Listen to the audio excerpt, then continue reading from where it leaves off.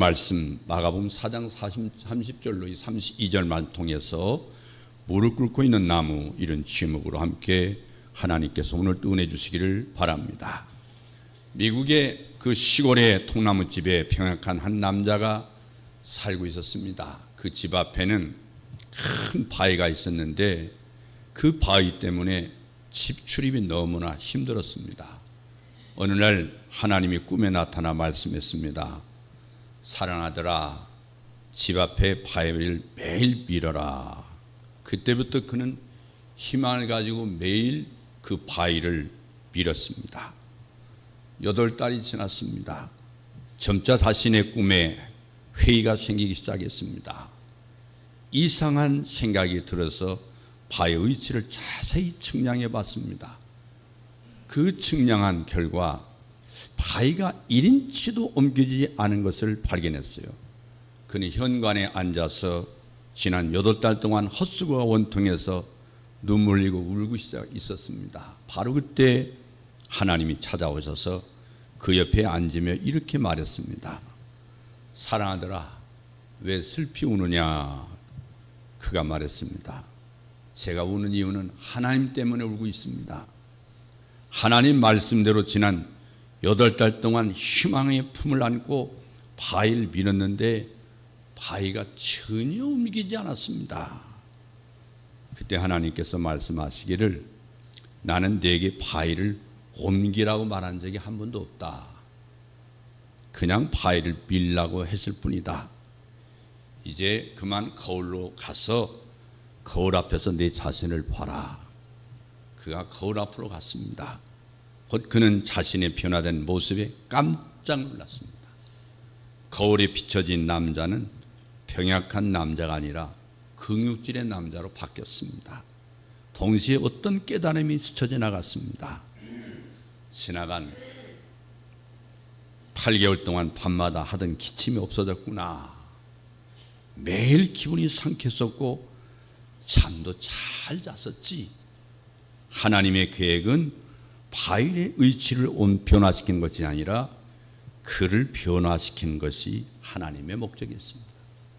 그의 변화는 바위를 옮겼기 때문이 아니라 바위를 밀었기 때문에 생겼습니다. 삶에서 바위를 옮기는 표적보다 바위를 미는 족적이 더 중요합니다. 족적보다 표적을 중시하면 내리막길 인생이 되어버리고 말지만, 표적을 구하기보다 족적을 중시하면 여러분의 인생이 오르막길로 일어설 줄로 믿습니다. 미국 서부의 남북을 가로지르는 산맥이 로키 산맥입니다. 그곳 해발 3,000m 높이의 수목 한계선이라고 그 팻말이 적혀 있습니다. 이곳에 있는 나무들은 하나같이 반듯하게 자라지 못하고 마치 사람이 무릎 꿇고 앉아있는 것 같은 모습을 하고 있습니다. 그 이유는 1년 내내 불어오는 그 높은 고지대의 매서운 바람 때문에 무릎을 꿇을 수밖에 없습니다. 이곳의 나무들은 생존을 위해서 매서운 바람을 참을 수가 없었습니다. 엄청난 인내심을 가지고 생존의 고통을 나뭇결 안으로 품으면서 그렇게 수십 년, 수백 년을 견뎌냈습니다. 그렇기 때문에 세월 바람을 안고 버린 사이에 나무들은 휘어지고 또 재질도 억세져서 아무짝에도 못 쓰는 나무가 돼버리고 말았습니다. 그것을 지나가는 많은 사람들이 누구든지 그 나무에 주목을 하지 않았습니다. 그냥 놀라운 사실이 알려졌습니다. 세계적으로 가장 공명이 잘 되는 명품 바이올린이 바로 이 무릎 꿇고 있는 나무로 만들어진다는 사실입니다. 너무 휘고 재질도 사나워서 아무짝에도 없는 쓸모없는 나무가 아니겠습니까? 그러나 이유는 이렇습니다. 무릎 꿇고 있는 나무는 오랜 세월 동안 강풍을 견뎌내고 생존의 고통을 인내하면서 외부의 거친 요구를 거부하지 않고 자연스럽게 받아들입니다.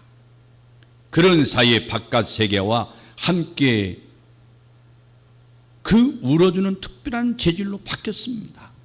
강풍에 이 칼날 같은 해초를 맞으면서 고난의 울음소리를 행복의 노래로 즐길 줄 아는 나무로 바뀌게 됐습니다. 매서운 바람이 부는 삶의 악조건이 오히려 그 나무들을 명품 바이올린 제목으로 바꾸어 주었습니다. 그리스도인의 삶도 그렇습니다. 아름다운 영혼을 갖고 인생의 절묘한 선율을 내는 사람은 아무런 고난이 없는 좋은 조건에서 살아온 사람이 아닙니다. 온갖 역경과 또 아픔을 겪은 사람입니다. 무릎 꿇고 고난의 노래를 부른 사람입니다. 무릎을 꿇고 오랜 아픔의 세월을 견뎌내면서 하늘을 바라보며 기다린 사람들입니다. 그렇게 무릎 꿇고 모든 걸 다 품을 수 있는 사람으로 바뀌어져 간 것입니다. 세상에서 가장 불행한 삶이라고 낙인 찍힌 사람이 있었죠. 그는 어머니는 사생자로 태어나서 시골에서 늘 손가락질 당하며 자라왔습니다. 그래서 이 남자는 늘 어머니에 대한 나쁜 소문에 시달리며 살아났습니다. 자기는 사생아의 자식이다. 소위 왕따를 당하면서 살았습니다. 게다가 그 어머니마저 돌아가시게 되고 그가 4살 때에 동생을 8살 때는 가장 사랑했던 여동생이 또 죽었습니다. 이 남자가 결혼해서 허니문을 즐길 겨를도 없이 아내도 또한 정신 이상자가 되어버렸습니다. 그가 낳은 2 아들은 그 남자의 품 안에서 또한 쓸쓸하게 다 죽었습니다. 그는 정말 세상에서 가장 불행한 사람이었습니다. 그가 정치의 꿈을 안고 각종 선거에 입후했지만 낙선의 고배를 맞았습니다. 그의 인생은 온통 실패의 연속이었습니다. 온통 불행과 슬픔뿐입니다. 계속되는 삶의 불행과 고통 때문에 그는 주변의 모든 사람들이 싫어하는 쓸모없는 사람이 되어버렸습니다. 그러나 이 남자는 오랜 고난과 슬픔의 세월을 통해서 점점점 무릎 꿇고 있는 나무가 됐습니다. 사람들이 말하는 수많은 불행과 아픔을 통해서 생명의 소중함과 인간의 존엄성을 누구보다 처절하게 깨달았습니다. 그 남자가 여러분 누군지 아시겠습니까? 가장 처참한 노예 제도를 폐지해서 노예 해방일 기수가 된 미국의 16대 대통령 아브라함 링컨입니다. 그는 항상 백성들을 향해서 이렇게 말했습니다. 나는 노예가 되고 싶지 않다.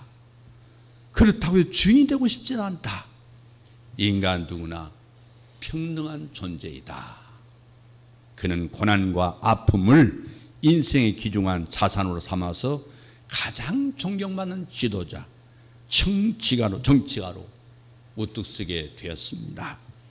쓸모없어 보이는 아카시아 꽃에서 딴꿀이 더 달고 향기롭고 또 따가운 햇볕이 과일의 단맛을 내게 하듯이 이 고난은 인생의 단맛을 만들어내는 일로 믿습니다.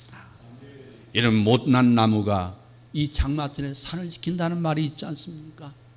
잘난 나무들은 다 잘라서 제목으로 끌려 내려가지만 이 못난 나무는 누구도 쳐다보지 않지만 그러나 그 산을 지키는 나무로 그 자리를 지켜가고 있는 것입니다. 우리는 지금 중요한 때에 맞았습니다. 오늘 권사님이 기도한 대로 또 어떤 가수가 말한 대로 테스 형, 세상이 왜 이래? 비조 섞인 노랫말에 제 가슴을 파고들고 있습니다. 세상이 온통 어두워져 있습니다. 우리가 밥 3끼만 먹으면 행복할 줄 알았는데 그 밥 3끼 먹는 이 3끼밥 해결한 지 몇십 년 안 됐는데 세상이 행복하다고 느끼는 사람이 없을 정도로 세상이 복잡해져 있습니다. 전부 다 자기 탓이 아니라 남의 탓이고 이게 나라냐? 나라 꼴 잘 돌아간다. 제가 어제 저녁에 잠을 안 자고 제가 한국성결신문 논설위원입니다. 국장이 그럽니다. 글 좀 써주십시오. 어제 저녁에 무슨 글을 쓸까, 무슨 논설을 하나 써서 보낼까 생각하다가 집안 꼴 잘 돌아간다. 그 제목을 우뚝 잠자는데 그만 잠자는 사람을 깨워놓았습니다. 그래서 일어나서 정신없이 글을 썼습니다. 옛날에 가소를 지키기 위한 가장으로서 밖에 나가서 때 앞에 때 열심히 땀 흘리고 뼈가 녹도록 일하고 들어오니까 그만 집안에 들어오니까 그만 시어머니고 며느리가 쌈판이 벌어가지고 온통 집안이 그냥 냉랭할 때 하는 말, 집안 꼴 잘 돌아간다. 그 생각하다 보니까 나라 꼴도 잘 돌아간다. 교단 꼴도 잘 돌아간다. 이 교단의 꼴이 하나님 앞에서 과연 신앙이 있다니 정말 유니버설 처치, 하나님 보편적 교회로서의 가치를 다하고 있고 사명을 다하고 있는가? 어느 순간부터 세상이 패거리 정치더니 교회계까지 떼거리 정치, 패거리 정치로 바뀌었습니다. 제가 그게 마음속에 순간 이걸 꼭 논설을 한마디 해야 되겠다. 살만치 살았으니까 할 말을 해야 되겠다 생각이 들었습니다. 여러분, 기독교가 고통을 즐기는 종교는 물론 아닙니다. 마조이즘은 아닙니다. 그렇다면 아무런 고통 없는 그 없이 말 한마디 한마디로 수월하게 우리가 백성을 구원할 수 있을까? 오늘 마가복음의 겨자씨 비유는요, 이런 의문스러운 질문을 다루고 있습니다. 왜 하나님 나라는 겨자씨같이 그렇게 보잘것없는 작고 초라한 모습으로 와야만 하는가? 우리는 이미 예수 그리스도의 죽으심과 부활로 천국을 소유하고 삽니다. 천국 잔치 자리에 초대받은 것이 우리들인데 무슨 이유로 여전히 삶의 고통에 방치되듯 살아야만 할 것인가? 인간의 타락으로 인한 세상에 만연된 죄와 불의 때문이라는 이 고난의 이유에 대한 대답으로 무의미하게 보입니다. 우리는 하나님의 자녀임에도 끊임없는 경제적 고통이 있죠. 그리고 사회적 혼란을 피할 수 없습니다. 그래서 사람들은 이 고통의 늪에 더 깊이 빠져들어가면서 계속 좌절하고 포기합니다. 매일 접하는 뉴스들은 우리를 더욱 우울하게 만드는 것뿐입니다. 하나님의 자녀임에도 세상을 사는 동안 수많은 고난을 피할 수 없다면 우리는 지금 어떻게 살아야 할 것인가? 우리는 어떻게 살아야 하면 됩니까? 저는 오늘 본문 말씀 통해서 첫째로 무릎 꿇는 나무가 되어 기다려야 합니다. 본문의 겨자씨 비유는 기독교에 대한 로마 황제들이 봤기 때문에 신앙생활의 지속적인 악조건 속에 처한 성도들을 대상으로 하고 있습니다.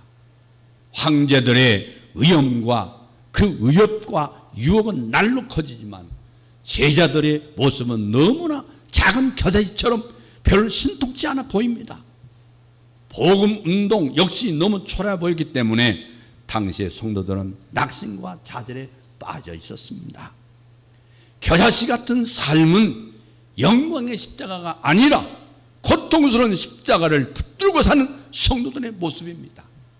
그래서 예수님은 겨자씨 비유를 통해서 계속되는 고통 속에서도 믿음을 포기하지 말고 끝까지 인내하라고 위로하고 계십니다. 왜냐하면 작고 보잘것없는 겨자씨에는 십자가 안에서 자라가는 하나님 나라가 들어있기 때문에 그렇습니다. 할렐루야. 엄청난 변화가 반드시 있을 것이기 때문에 이 믿음이 여러분이 것이 되기를 주의 이름으로 축복합니다. 마가복음은 1차 로마인들에게 주신 복음입니다. 죄수의 신분으로 바울의 심령 성전에 감추어 들어간 이 복음의 비밀은 싹조차 기댈 것 없었던 나약한 겨자씨 불과했습니다. 그러나 놀라운 사실은 그 박토인 로마의 땅에 심어져서 로마인들이 깃드는 큰 나무가 되지 않았습니까? 비유를 듣던 예수님의 당시의 청중들과 마찬가지로 우리 역시 고통스러운 삶의 여건 속에서 신앙이 흔들리지 않습니까? 지속적인 경제 어려움, 그 계속 올라가는 이 물가, 그런데 수입은 별로 없습니다. 그 생활의 고통으로 신앙을 점점점 잃어가고 있지 않습니까? 친구들을 점점 잃고 있지 않습니까? 우리의 모습을 보면 우리들이 가지고 있는 고통과 이 두려움은 심각한 수준에 이르고 있습니다. 마치 큰 광풍이 들어오 선생님이여 우리가 죽게 된 것을 돌아보지 아니하시나이까. 이게 절규하던 예수님의 제자의 모습과 같습니다. 광풍 속에 제자들처럼 우리에게도 삶의 두려움이 있습니다. 파도처럼 몰려오고 있습니다. 그러나 그런 두려움이 광풍처럼 몰려올 때 그런 속에서도 우리는 하나님 앞에 무릎 꿇는 나무가 되기를 주의 이름으로 축원합니다. 도저히 탈출과 보이지 않는 어려움 속에서도 우리는 무릎 꿇고 있는 나무가 되어야 될 줄로 믿습니다. 도저히 감당할 수 없습니까? 억울합니까? 상처 속에 있습니까? 무릎 꿇는 나무가 되시기를 주의 이름으로 축원합니다. 왜 하필이면 나에게만 이런 십자가 생겼는가? 끝없는 회감 속에서도 우리는 무릎 꿇는 나무가 되시기를 주의 이름으로 축원합니다. 현재의 고통과 현실은 하나님의 신비한 능력을 맛보기에는 은밀한 안개 속에 감춰져 있는 것 같습니다. 기대하는 미래는 여전히 불투명하고 멀게만 느껴지십니까? 그렇다고 흔들리거나 배교의 자리에 빠지시겠습니까? 신앙을 잃고 뒤로 물러나서는 안 될 줄로 믿습니다. 두려워 말고 끝까지 전진하시길 주의 이름으로 축원합니다. 예수님은 풍랑을 만나 무서운 제자들에게 어찌하여 무서워하느냐, 너희가 어찌하여 믿음이 없느냐라고 꾸짖었습니다. 서양 사람 식탁에는 항상 포도주가 있잖아요. 적포도주가 심장을 보호해준다는 연구 발표가 있으므로 이 적포주에 그 선호한 사람이 많아졌습니다. 특히 프랑스는 고품질의 적포도주를 생산하기로 유명한데 이 프랑스에서 적포도주를 생산하는 비결이 뭔지 아십니까? 첫째 비결은 포도나무 품종을 골라는 데 있습니다. 품종을 고르는 데 있어요. 그러나 더 중요한 비결은 그 포도나무를 어디에 심느냐에 달려 있어요. 특히 포도나무가 잘 자라는 토양이 고품질 포도를 만드는 결정 요인이 된다고 합니다. 세계적으로 유명한 포도주를 생산하는 프랑스 한 마을에서는요, 포도나무를 일부러 옥토가 아닌 척박한 땅에 심는다고 그래요. 옥토에 심어도 될까 말까 하는데 왜 일부러 박토에다가 심을까요? 옥토에 심겨진 포도나무는 쉽게 열매는 맺지만 오염된 지표수를 흡수해서 양질의 열매를 기대할 수가 없다는 거예요. 그러나 척박한 땅에 심겨진 포도나무는 열매를 맺을 때까지 오랜 시간 동안 땅속 깊이 뿌리를 내리면서 거기서 자라서 최상품의 열매를 맺는다고 합니다. 이 포도나무가 자라기 힘들고 어려운 땅이 오히려 더 좋은 포도주를 생산해낸다는 거예요.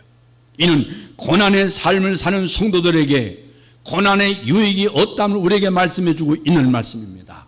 고난 속에서도 끝까지 무릎 꿇고 있는 나무로 인내한 성도는 쉽게 인생을 살아온 사람들과 비교할 수 없는 아름다운 고품질의 열매를 맺게 될 줄로 믿습니다.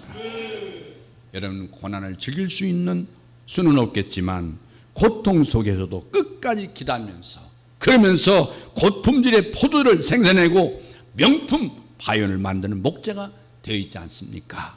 그것이 이해할 수 없는 고난을 가신 하나님의 목적인 줄로 믿습니다.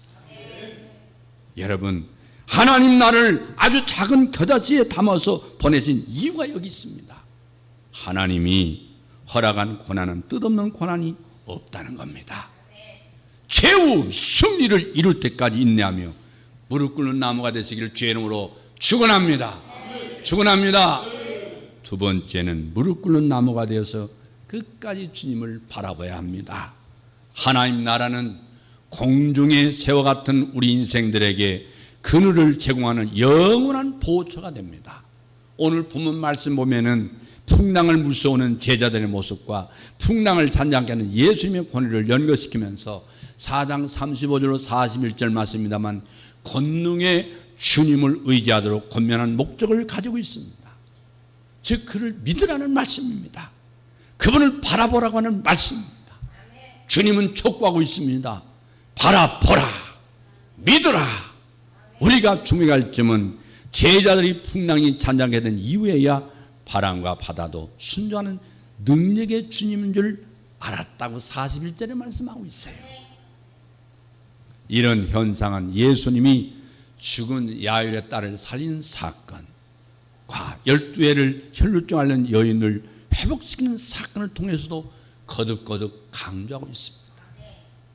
사랑하는 자녀, 사랑하는 아들아, 딸들아, 바라보라. 나를 바라보라. 그리고 믿으라. 예수 그리스도를 믿는 자에게는 이런 표적과 기사와 능력이 나타날 뿐 아니라 내 속에 하나님 나라가 이루어진다. 할렐루야. 특히 혈루증 앓던 여인은 예수님의 옷자락에도 손을 대면 난다는 참으로 위대한 믿음을 소유했다고 하지 않습니까?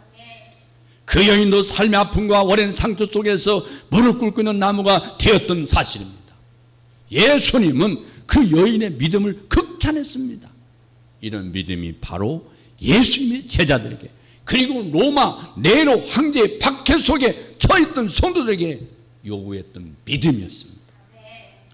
고통의 시대를 살고 있는 우리에게 요구되는 믿음이 말씀입니다. 이런 무릎 꿇고 있는 나무는 스스로 포기한 성도가 아닙니다. 무릎 꿇고 있는 나무는 소망이 있습니다. 무릎 꿇고 있는 나무는 주님에 대한 믿음이 있습니다. 무릎 꿇고 있는 나무는 주님이 나를 사랑하고 있음을 믿는 믿음이 있습니다. 이 믿음이 저와 여러분의 믿음이 되기를 주의 이름으로 축복합니다. 풍랑을 보고 무서워할 것이 아니라 혈루증을 앓고 있다고 낙심하고 좌절한 것이 아니라 전능하신 하나님이 배 안에 와 계시고 옆에 계신 것을 볼 수 있는 눈이 열리기를 주의 이름으로 축원합니다. 넘어지고 쓰러질 수밖에 없는 형편할지라도 우리 곁에 계시는 전능하신 주님을 바라보고 의지하기를 주의 이름으로 축원합니다. 풍랑을 잔잔케 하고 혈루증을 고치시고 거라삭 광인을 회복시키는 전능하신 주님을 바라보는 시간 되기를 주의 이름으로 축원합니다. 지금 현실적으로 그런 능력을 아직은 실감하고 있지 못해도 영원한 보호자된 주님을 의지하고 바라보는 우리 큰나무교회 성도가 되기를 주의 이름으로 축원합니다. 축원합니다. 그래서 사도 베드로는 하나님의 뜻대로 고난을 받는 자들은 선을 행하는 가운데 그 영혼을 신실하신 조물주께 다 맡기라고 베드로전서 4장 19절에서 말씀했습니다. 맡겨버리라. 이 말의 뜻은 던져버리라는 말과 같습니다. 모든 걸 모두 이해할 수 없을지라도 신실한 예수님을 바라보면서 자기를 던져버리라. 자기를 던지라. 고난 속에서 우리는 전능하신 하나님께 자기 영혼을 던져버릴 수 있기를 바랍니다. 여러분, 그분은 창조주 하나님이시기 때문에 그렇습니다. 고난 속에서 무릎 꿇고 있는 나무가 되어서 전적으로 여러분의 인생을 맡길 수 있기를 바랍니다. 할렐루야. 이 마가복음의 겨자씨 비유는 우리 현재와 미래의 차이가 크다는 점을 강조하고 있는 겁니다. 작은 씨앗에서 어떻게 큰 나무가 자랄 수 있는지 그 미래의 결과는 사람들의 상상을 뛰어넘습니다. 현재의 고난은 장차 우리에게 나타날 영광과 좋게 비교할 수 없도다. 바울은 로마서 8장 18절에서 말씀하고 있지 않습니까? 인생의 고난은 하나님께 나아가도록 하는 수단입니다. 수단이에요. 하나님의 초청입니다. 지속되는 고난 속에서도 나를 향하신 하나님 뜻이 충분히 확장되고 성숙할 때까지 끝까지 인내하는 믿음을 갖기를 주의 이름으로 축원합니다. 어려움과 고통 속에서 우리와 늘 함께 하시는 그분을 바라보면서 전능하신 주님을 믿고 나갈 수 있기를 주의 이름으로 축원합니다. 축원합니다. 명륜 바이올린은 삶의 고난 속에도 무릎 꿇고 있는 나무에서 만들어진다. 이 사실을 깨닫기를 주의 이름으로 축원합니다. 지금 여러분 마음이 아픕니까? 여러분 마음에 회의가 듭니까? 좌절합니까? 아니면 번민합니까? 의심이 갑니까? 흔들립니까? 이럴 때 주님 바라보십시오. 여러분 속에 하나님은 위대한 창조를 이룰 줄로 믿습니다. 여러분 그런 가운데도 예수님만 바라보면 하나님은 여러분 속에서 명품 바이올린을 만들 것입니다. 할렐루야. 기도하겠습니다.